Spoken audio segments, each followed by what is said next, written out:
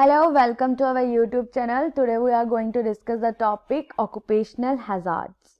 So, occupational diseases या adverse health condition जब human being में होती हैं वो क्यों होती हैं?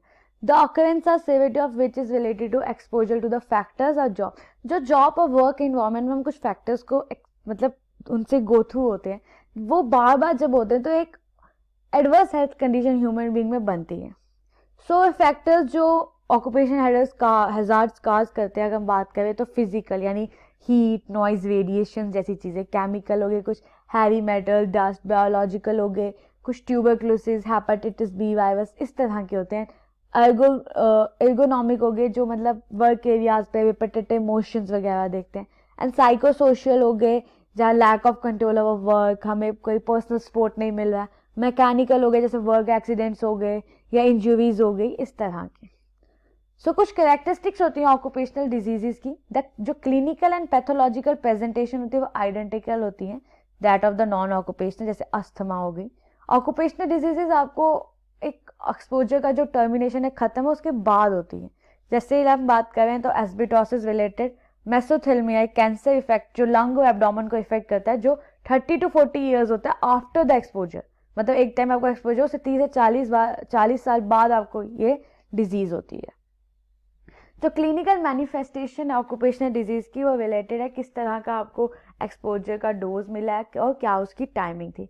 तो वेरी हाई एयरबोर्न कंसंट्रेशन होगी एलिमेंट ऑफ मर्करी जो एक्यूटली टॉक्सिक होती है लंग्स के लिए, वो आपका उससे आपके पल्मोनरी फेलियर हो सकते हैं. जो वो लोअर लेवल एक्सपोजर है यानी एलिमेंट ऑफ मर्करी, वो कोई भी पैथोलॉजिक इफेक्ट्स नहीं देती है लंग्स में, बट उसके क्रॉनिक एडवर्स इफेक्ट होते हैं आपके सेंटर और पेरिफेरल नर्वस सिस्टम्स पे. तो ये बात समझने की बड़ी ज़रूरत है. तो ऑक्यूपेशनल फैक्ट एक्ट करते हैं combination with non occupational factors ताकि वो डिजीज को प्रोड्यूस कर सके. यानी देखिए जैसे हमने बोला एक्सपोजर टू एब्सिटोसिस यानी 5 फोल्ड इंक्रीज हो जाते हैं आपके लंग कैंसर में. और जो लॉन्ग टर्म स्मोकिंग है सिगरेट्स की वो रिस्क को इंक्रीज कर देती है बाय 50 to 70%. तो हमने ऐसे यही बताया कि कुछ हीट से जब हम आगे होते हैं तो ऐसे कुछ तरह के साइनोकोप हो सकते हैं, क्रैम्प हो सकते हैं, कोल्ड से फ्रॉस्ट बाइट हो सकता है, लाइट से एक कैटरैक्ट जैसी चीज़ हो सकती है, प्रेशर से ब्लास्ट, कैसिन डिजीज, नॉइज से डेफनेस जैसी, रेडिएशन, कैंसर, बर्न्स, इस तरह के कुछ फैक्टर्स फिजिकल एजेंट्स होते हैं. Then there is some chemical agents जैसे मेटल और उनके compounds, biochemical, biological agents, occupational cancer, psychological originals जो डर्माटिस, स्किन, लंग, ब्लैडर, ऐसी चीज़ों को वो कॉज बनते हैं. So disease cause by occupational hazards. अगर हम डिजीजेस की बात करें, बीमारियों की बात करें, तो एक हमारे पास है पल्मोनरी डस्ट डिजीज. तो ये डिसेबल कर देती है आपके पल्मोनरी फाइब्रोसिस जिसकी वजह से जो इनहेलेशन है various types of inorganic dust हो जाता है, जैसे सिलिका, कोल, टैल्क या चाइना क्ले, इस तरह की चीज़ें. देन देयर इज सिलिकोसिस यानी क्रिस्टलाइन सिलिका. तो जैसे हम बता के कोल माइनिंग हो रही हो, मतलब स्टोन कटिंग की वजह से, आयरन एंड स्टील इंडस्ट्रीज की वजह से, तो इसमें इसको डेवलप होने में 7 to 10 ईयर्स लगते हैं, कभी कभी कम भी लगते हैं अगर हम इसका जो भी कंसनट्रेशन ऑफ डस्ट है उसका ज़्यादा देर तक एक्सपोजर करें.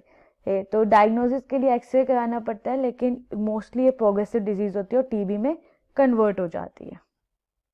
Then there is inhalation of asbestosis fibres during that, like जो भी आप एब्स्टोस क्लोथ बन रहा है मैन्युफैक्चर, तो इसमें क्या होता है आपको इंटेस्टाइनल फाइब्रोसिस हो जाता है लंग्स में.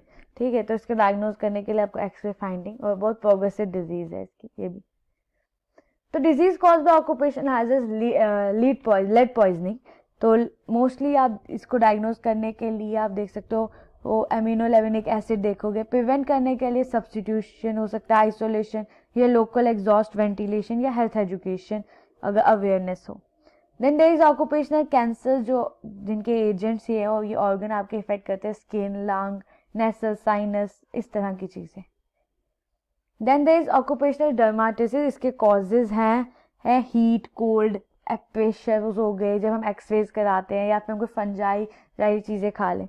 तो क्लासिफिकेशन होता है आपको इरिटेशन होने लगती है, सेंसिटाइजिंग होते हैं substance.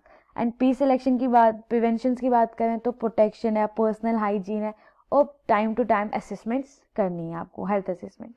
Then there is a radiation hazard जो आपको जब आप कहीं रेडियो एक्टिव प्लांट्स पेंट्स कर में मैन्युफैक्चरिंग में है, या फिर किसी तरह की ल्यूमिनियस डायल्स जो वॉचेस के लिए बनते हैं उसकी पेंटिंग में है, तो इसके इफेक्ट्स क्या होते हैं, बर्न्स होने लगते हैं, ब्लड डाइस्केसिस होने लगते हैं, जेनेटिक इफेक्ट्स हो सकते हैं।